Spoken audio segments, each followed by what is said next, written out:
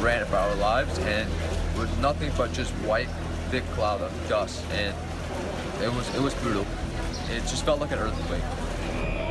In the quiet hours of the night, the unthinkable happened. This 136-unit building near Miami Beach came crashing down. Security video from a nearby condo capturing it all. This whole building right here is gone. The whole back side of it, everything to the beach, it collapsed. This is going to be an entire building. 1, 2, 3, 4, 5, 6, 7, 8, 9, 10, 11, 12, 12 to 13 stories. Many inside running down to the street. You okay, man? Gabe Neer feels lucky to be alive. He just moved into one of the condos at the oceanfront Champlain Towers South 11 months ago. I didn't think it was real. I thought it was a dream. There was a lot of loud, rumbling noises going on in the first collapse, and the second collapse was even more intense. I pray that everybody would make it out safe if there are. First responders rushed to the scene, searching through the rubble for any signs of life. Hearing a voice cry, "Don't leave me." Discovering this young boy, one of at least 2 people pulled from the rubble. A massive search and rescue is underway, and we know that we're going to do everything we can possibly do. It was a remarkable transformation. Here is the building before the collapse, and then after.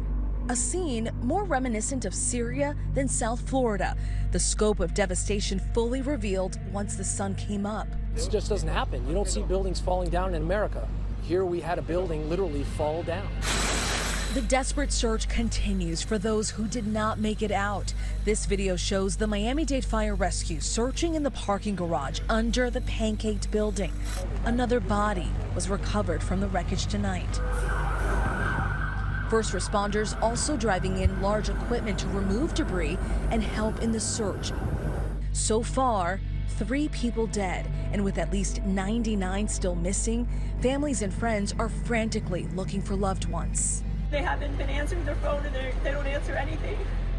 My colleague, Victor Okendo, spoke with Soraya Cohen, who believes her husband Brad and brother-in-law Gary were in the complex when it collapsed. The family had been in the process of moving. He always wanted to live such a long life.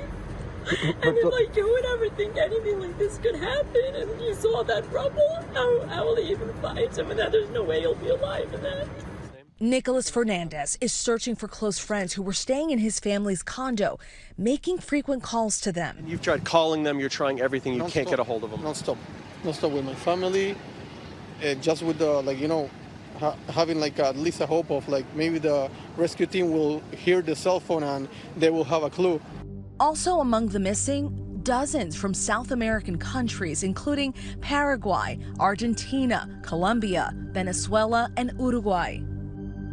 So far, 102 people have been accounted for.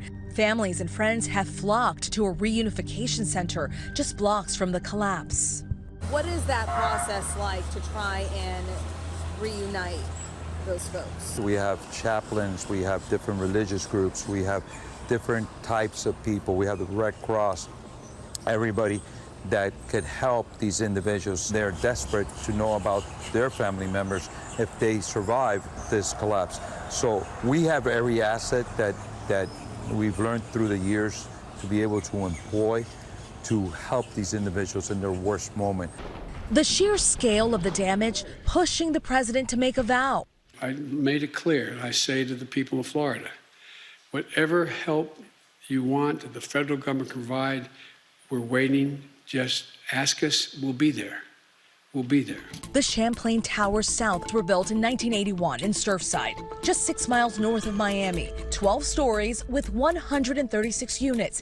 It housed a mix of year-round residents, snowbirds, and part-time renters. For decades, it stood against hurricane-force winds. The catastrophe happening shortly after 1 a.m. The postcard seaside town becoming choked in dust and smoke. Attention, low hazard building collapsing. The residential tower suffered a partial pancake collapse, while many of the residents inside were sleeping. In mere seconds, 55 units reduced to rubble. Survivors saying it sounded like thunder. First responders started arriving on the scene shortly after receiving the call at 1:38 a.m. More than 80 fire trucks dispatched, making their way into the chaos. I have never seen so many ambulances and police in my life all at once. Residents seeking refuge on balconies, waving down those rescue teams. We still have people standing upstairs that don't need to be evacuated. At least 35 survivors were pulled from the building. Then the urgent but delicate search inside began, compounding the difficulty, not knowing how many were actually in the building at the time. This is obviously a seasonal community. That building has a lot of snowbirds, so we're not sure who's there and who's not there. Walls ripped away, images frozen in time, bunk beds, where moments before, residents were sleeping. The parts of the complex still standing, with precarious concrete chunks, dangling wires and fires, further complicating rescue efforts. Search dogs being brought in to go where rescuers couldn't. And the real heartbreak for me is that, we had the dogs out there this morning looking for people, trying to find people in the rubble. A trauma center nearby also jumping in to help, assembling a staff and supplies to send on site. Part of the rescue team included trauma surgeons like Howard Lieberman. He and a team of doctors packing up gear to take onto the scene, ready for any type of emergency. Very often they need to do a field amputation to expedite or to be able to get someone out of a building, a car, whenever they're trapped. It's typical that initially you probably don't have any patients and they slowly trickle in over time. Even though it's very rare, this is not the first time that buildings have collapsed in the nation.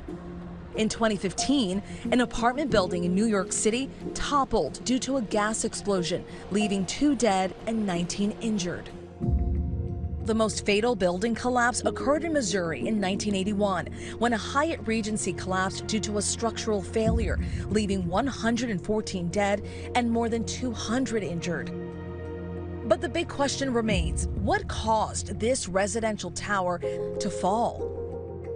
No signs of a sinkhole, no signs yet of a gas explosion. It's going to be a long and exhaustive search for the cause of the catastrophe.